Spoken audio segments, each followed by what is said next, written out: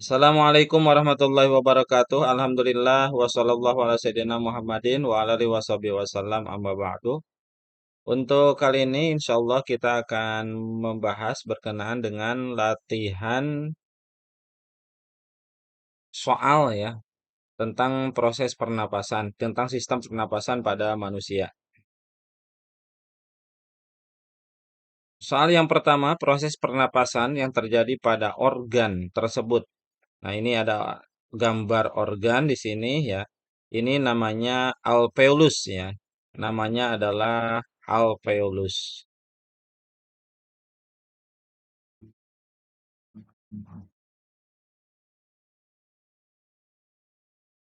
Nah, alveolus ini kira-kira fungsinya apa? Biasanya di alveolus ini fungsinya sebagai terminal ya di sini. Jadi ada proses pertukaran udara.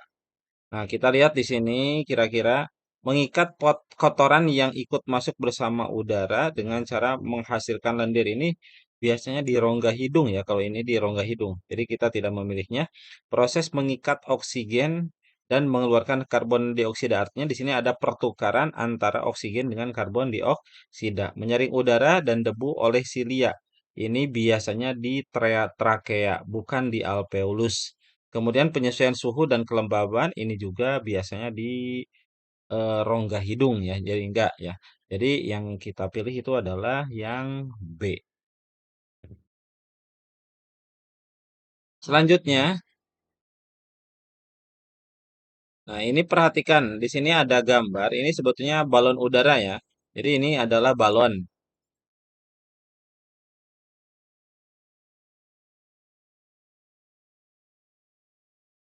Nah, ini sebagai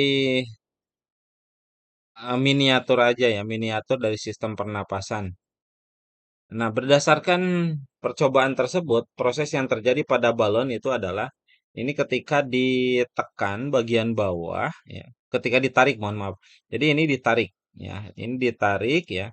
Apa yang akan terjadi? Nah, ketika ditarik, ini biasanya akan mengembung, ya, mengembang karena akan ada udara yang masuk ya di sini, udara masuk. Jadi ketika ini ditekan, ini ibaratnya sebuah diafragma.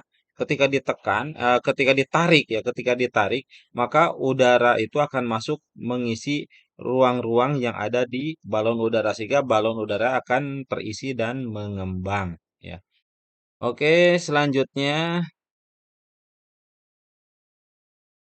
berikut beberapa pernyataan berkaitan dengan mekanisme pernapasan manusia. Pernapasan manusia ya, berkaitan dengan pernapasan manusia. Pernyataan yang benar tentang pernapasan dada. Pernapasan dada. Ingat ya, untuk pernapasan dada yang berperan itu adalah otot antar tulang rusuk. Jadi yang berperan dalam rongga apa dalam pernapasan dada adalah otot antar tulang rusuk. Nah, kita amati di sini yang berperannya adalah otot antar tulang rusuk. Ini ada nomor 3 otot antar tulang rusuk ya. Kemudian otot antar tulang rusuk. Eh, kalau di sini otot sekat rongga dada mendatar. Ini berarti lebih ke diafragma. Jadi untuk yang nomor satu kita tidak mengambilnya. Karena ini erat kaitannya dengan pernapasan perut. Kemudian yang berikutnya otot sekat rongga dada mengerut. Volume rongga dada ini juga sama.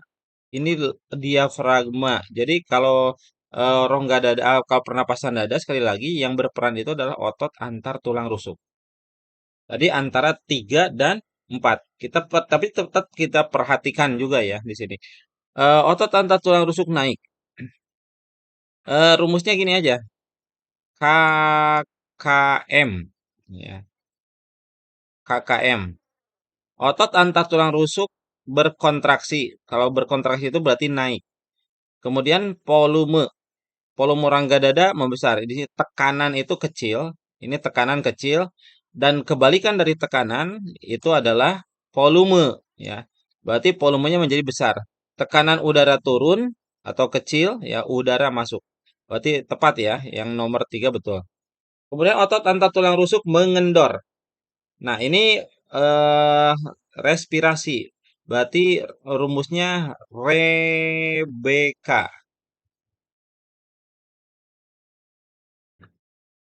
Rebecca ya.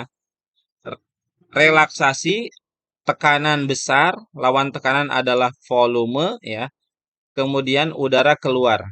Otot antar tulang rusuk mengendor, tulang rusuk turun, benar ya. Kemudian volume rongga dada mengecil, ya. Karena tekanannya besar maka volume akan kecil. Tekanan udara bertambah, udara keluar. Berarti 3 dan 4 ini benar. Ya, jadi 3 dan 4 ini dianggapnya benar.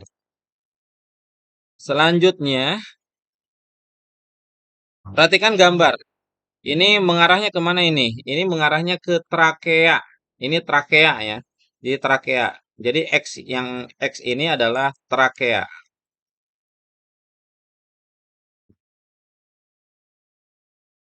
Nah, fungsi trakea ini apa ya?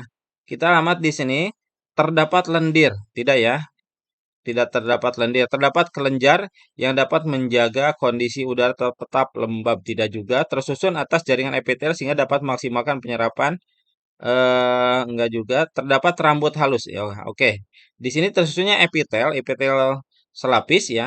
Kemudian ada rambut-rambut halusnya. Maksudnya untuk menyapu kotoran. Berarti yang tepat itu adalah yang D. Selanjutnya, kita perhatikan di sini ada gambar. Ini misalnya ditiupkan udara. Nah, ketika ditiupkan udara, air ini akan berubah. Biasanya yang digunakan adalah air kapur. Dan air kapur ini akan menjadi keruh biasanya. Kenapa keruh? Karena adanya CO2 yang dikeluarkan oleh eh, saluran pernapasan kita. Jadi CO2 dikeluarkan dan CO2 ini menyebabkan air menjadi keruh.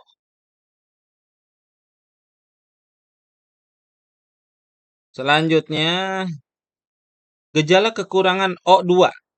Gejala kekurangan O2 di dalam tubuh. Oksigen di sini, oksigen di dalam tubuh. Akibat berada di tempat tinggi. Kalau hipotensi bukan ya. Mual gunung enggak.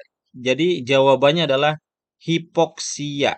Hipoksia. Ini gejala kekurangan oksigen dalam tubuh seseorang akibat ada di tempat tinggi. Demikian saja ya untuk pembahasan latihan soal terkait dengan sistem pernapasan. Wassalamualaikum warahmatullahi wabarakatuh.